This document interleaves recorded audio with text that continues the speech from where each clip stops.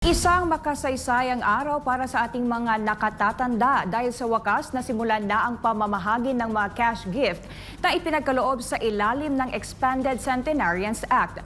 Ngunit sa kabila ng magandang balita, isang mahalagang pahayag ang ginawa ni Senador Bong Revilla para tiyakin na mas mapadali ang proseso ng aplikasyon at pamamahagi para sa ating mga lolo't lola. Si Troy Gomez sa balita.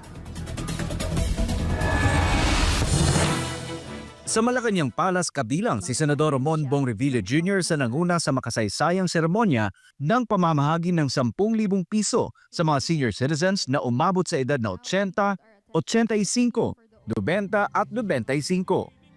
Ito ang inaugural cash gift para sa ating mga lola at lolo. May expanded centenarian look. Kaya yung 85, 80, 85, 90, 95, tatagal natin 10,000 pesos. Ang Republic Act 11982 o Expanded Centenarians Act ay isang hakbang patungo sa pag-alala at suporta para sa mga nakatatanda. Kasabay ng pamamahagi 16 na iba't ibang payouts ang isinagawa sa buong bansa. Bagamat matagumpay na nagsimula ang pamamahagi ng cash gifts, ipinaabot ni Senador Revilla ang kanyang kahilingan sa National Commission of Senior Citizens o NCSC na gawing mas simple at mabilis ang proseso ng aplikasyon at pamamahagi. Ayon sa Senador, mahalaga na hindi pahirapan ang ating mga nakatatanda sa paghahanap at pagkuha ng kanilang benepisyo. Ayon kay Revilla, ang simpleng proseso ay magbibigay daan para sa mabilis na pagkuha ng mga benepisyo ng mga senior citizen, kaya't matutulungan silang maipadama ang pagmamahal at pag-aalaga mula sa gobyerno.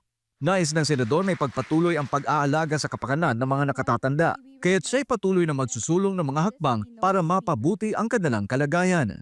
Sa ilalim ng Expanded Centenarians Act kung saan si Revilla ang pangunahing may akda, bukod sa 10,000 piso na ibinibigay sa mga senior citizen na umabot sa edad na 80, 85, 90 at 95, ay may karagdagang 100,000 piso para sa mga aabot sa 100 taong gulang. Sa taong ito, inaasahang aabot sa 275,000 senior citizens ang makikinabang mula sa 2.9 bilyong pisong pondong inilaan ng gobyerno. Para sa Diyos at sa Pilipinas kung mahal, Troy Gomez nag-uulat, SMNI News.